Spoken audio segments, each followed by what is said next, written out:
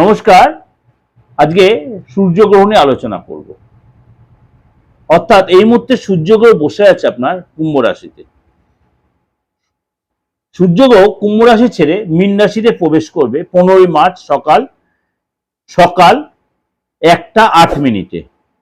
1:08 সূর্য বৃহস্পতি রাশি মীন রাশিতে প্রবেশ, সেখানে অলরেডি শনিদেব বসে আছে। অর্থাৎ পিতা পুত্র আবার জুতি তৈরি হবে।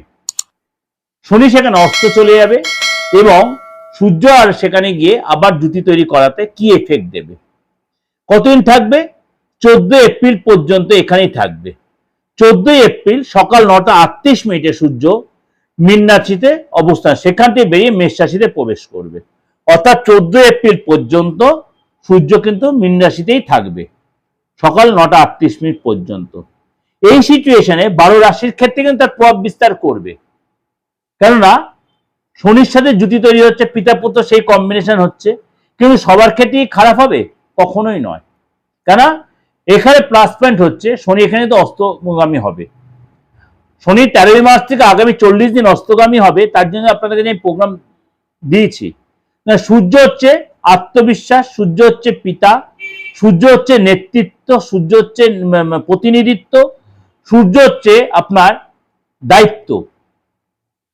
এই হচ্ছে সূর্য আধ্যাত্মিকতা, সূর্য হচ্ছে আপনার গুরুত্ব।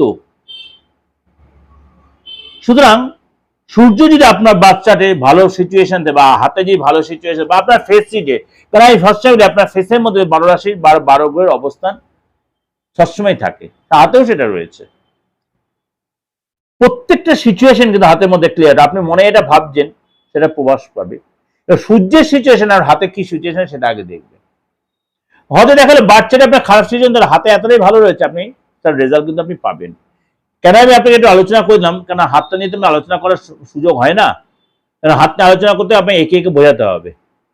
সেই সুযোগ যদি কোনদিন আসে নিশ্চয়ই আপনাদের বোঝাবো। সুতরাং এই যে সূর্যের সিচুয়েশনটা আপনার রাশির ক্ষেত্রে কি প্রভাব বিস্তার করবে, এই 15 মার্চ থেকে আপ টু 14 এপ্রিল সূর্য যখন মীন রাশিতে শনি দেবের সাথে জুতি তৈরি হবে, আপনার রাশির ক্ষেত্রে কি প্রভাব বিস্তার করবে।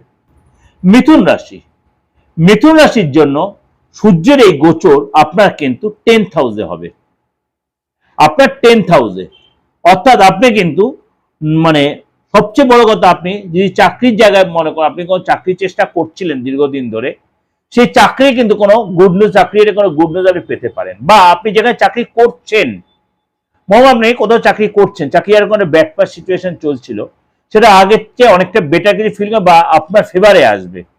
এবং আপনার দীর্ঘদিনের সমস্যা, আর্থিক সমস্যা বা আপনার কেরিয়ার রিলেটেড সমস্যা, যেটা কিন্তু আপনি অনেকটা সেখান থেকে রিকভারি করতে পারবেন। বা আপনার বাবা মা শরীর স্বাস্থ্য আগের চেয়ে একটা বেটার হবে। বাবা মা শরীর স্বাস্থ্যের প্রতি আপনাকে যত্নশীল হতে হবে, কেয়ারি হতে হবে। কোনো প্রবলেম হলে অবশ্যই নেগলেন্সি না করে ডাক্তারে যেতে হবে। আপনি কোনো যদি ব্যবসা করে থাকেন, তাহলে কোনো কোম্পানির সাথে বড় কোনো কোম্পানির টাই আপ হবে, ডিল হবে। যদি আপনার সেরকম কোনো ব্যবসা থেকে থাকে বা ব্যবসা প্ল্যান করে, সেখানে সাকসেস পাবেন। নতুন ব্যবসা আপনি শুরু করতেই পারেন। বিদেশি কোনো যোগাযোগ হতে বিদেশে কোনো জায়গায় আপনি যেতে পারেন, দীর্ঘদিন আটকে ভিসা পেতে পারেন, নাগরিকত্ব পেতে পারেন। এবং এই সময় কিন্তু আপনার সরকারের কাছ থেকে সরকারি কোনো সুযোগ সুবিধা পাবেন, সরকারি বেনিফিট পাবেন, সরকারি যে কাজে আপনি আটকে ছিল সরকারি সুযোগ সুবিধা পাবেন। এবং এই সময় কিন্তু আপনার সিদ্ধান্তগুলো আপনি ঠিক মতো পাবেন, লোকের কাছে আপনি যথেষ্ট প্রশংসিত হবেন। অর্থাৎ আপনার জন্য কিন্তু আগামী দিনটা যথেষ্ট পাওয়ারফুল হচ্ছে। যথেষ্ট পারফরমেন্স দেখানোর জায়গায় আপনার স্কিল দেখাতে, কাজের জায়গায় বলুন, ফ্যামিলি লাইফে বলুন, আপনার অবিবাহিত যদি আপনার সেখানে যোগাযোগ হবে, আপনার মানে পার্টনারের সাথে সুসম্পর্ক তৈরি হবে আপনার। 10th হাউসটা আপনার আমার কিন্তু আপনাদের জানেন কিনা আমি জানি না, 10th হাউস কিন্তু আপনার শ্বশুরবাড়িটা আমাদের রিলেট করে। যদিও এটা ট্রানজিট, সেটা কিন্তু আপনাকে এফেক্ট দেবে।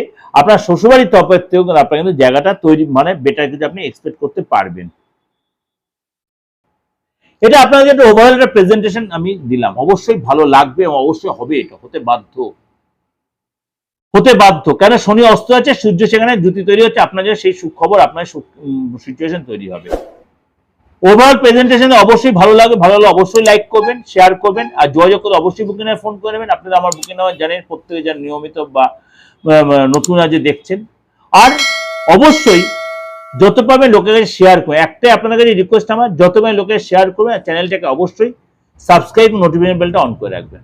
নমস্কার, ভালো থাকবেন।